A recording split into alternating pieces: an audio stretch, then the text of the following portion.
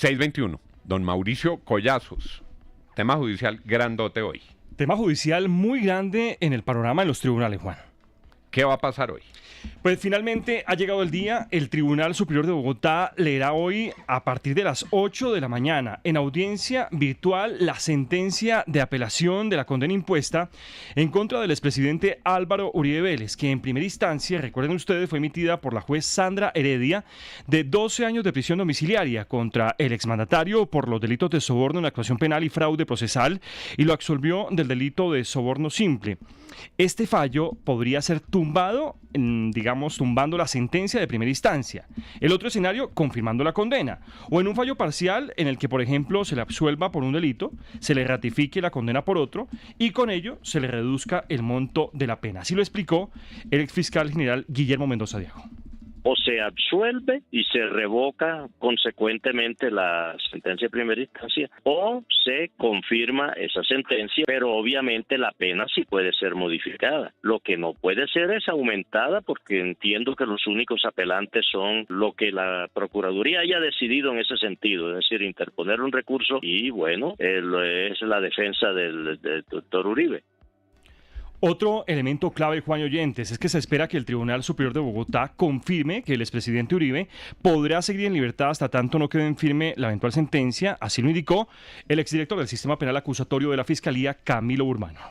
Frente a la privación de libertad, es factible que se mantenga tal y como está, es decir, que el ex senador Uribe no sea detenido, teniendo en cuenta que existe una tutela que estableció que la primera instancia excedió sus facultades, especialmente por una falta de motivación, para poder detener al ex senador. Sin embargo, cabe la posibilidad, aunque remota, que el tribunal pueda ordenar la detención del expresidente Uribe. Pues bien, tras este fallo del tribunal, las partes inconformes, porque saldrán inconformes con la sentencia, sea ya digamos la fiscalía, las víctimas, la defensa o la procuraduría, presentarán el que es conocido como el recurso extraordinario de casación, que será instaurado ante la Corte Suprema de Justicia, que allí tendrán 5 años para adoptar finalmente la decisión de última instancia frente al que es considerado el proceso del siglo. Escuchemos también aquí al abogado Marlon Díaz.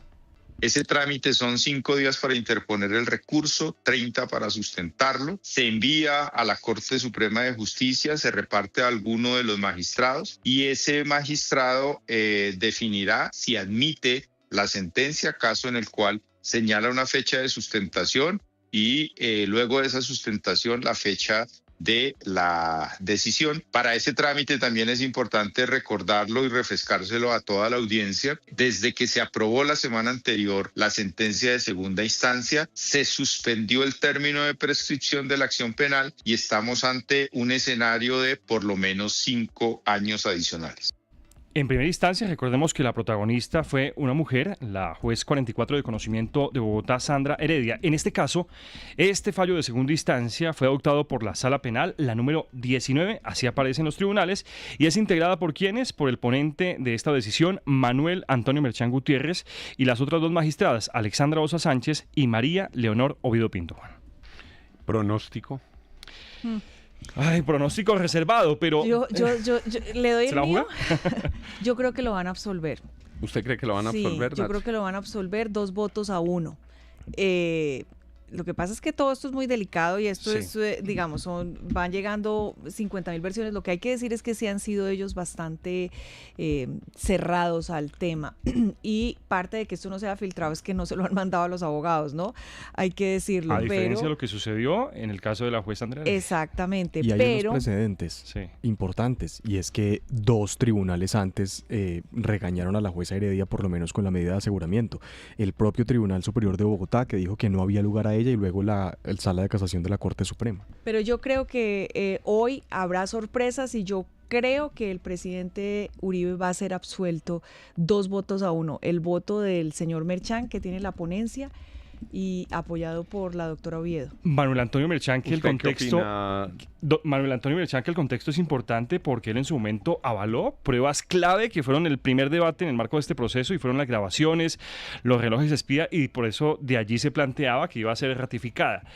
Podría ser favorable, Juan, pero modificando, es decir, tribunal falla a favor del expresidente Uribe, pero reduce la condena. Recuerde usted que fue 12 años. todos los juristas consultados siempre advirtieron que se extralimitó la juez, además de sus argumentos, distinto, por ejemplo, y es un antecedente importante, y ojo la claridad, en el caso de la condena contra el abogado Diego Cadena, quien se supone ejecutó las acciones que habría ordenado con base en esta sentencia del expresidente Uribe, fue condenado a 7 años, y el juez del caso simplemente hizo referencia a los hechos y lo absolvió, por ejemplo, del soborno de Carlos, de 12 paramilitares, entre ellos Eurydice Cortés, alias Diana, y el otro ex paramilitar, alias Víctor. Pero en este caso sí lo condenó por todos los demás, digamos, sobornos, incluso por el fraude.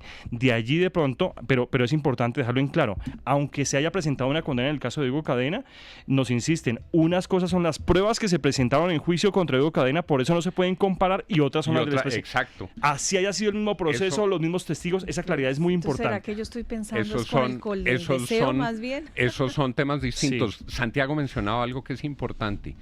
A la juez la han regañado 2 veces. 2 veces.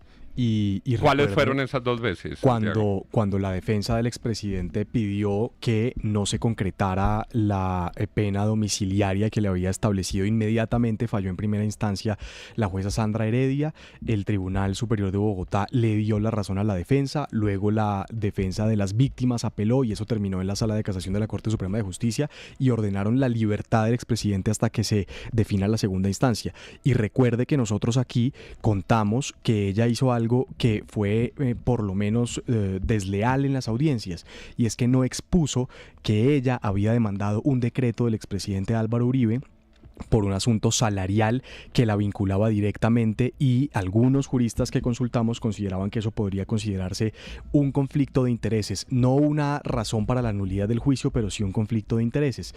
Luego, pues hay 2 tribunales que no le han dado la razón a la jueza Sandra Heredia en la pena domiciliaria. Santiago, ¿me recuerda cómo era ese asunto laboral que la juez por lo menos le ha debido contar a la ciudadanía? Ella demandó un decreto firmado por Álvaro Uribe porque consideró, antes de que fuera juez, antes de que empezara el proceso, pero ella consideró que ese decreto que firmó Álvaro Uribe le había hecho daño y presentó una demanda ante la jurisdicción contenciosa. Claro. Y el que había firmado el decreto era Álvaro Uribe. Era el presidente Álvaro Uribe en ese momento. Ella consideraba que había un error en un decreto firmado por el gobierno del expresidente Uribe sobre unas primas que debían pagársele y pues que la beneficiaban salarialmente. Y eso parece un hecho menor, pero cuando uno es juez de una persona en un caso tan difícil o en cualquier caso, pues es una razón de fondo para por lo menos exponerlo ante la audiencia y que las partes lo sepan de manera transparente, que ella demandó un decreto que la vinculaba, sobre el cual ella tenía intereses salarialmente, y eso no lo hizo nunca. 629, esa fue una exclusiva aquí en la FM, y en realidad cuando lo que se busca es que un juez tenga el ánimo completamente desprovisto de cualquier antecedente que pueda generar algún tipo de sentimiento frente a su procesado, por lo menos lo debe revelar y por lo menos debe decir, ojo, yo tengo este antecedente, porque lo que busca la justicia es que el juez sea 100%, absolutamente neutral, que antes de empezar el juicio no tenga ningún vínculo, ninguna relación, ningún antecedente que puedan disponer animosidad contra su procesado. Son las 6 de la mañana, 30 minutos. Esta es la FM. Ya regresamos.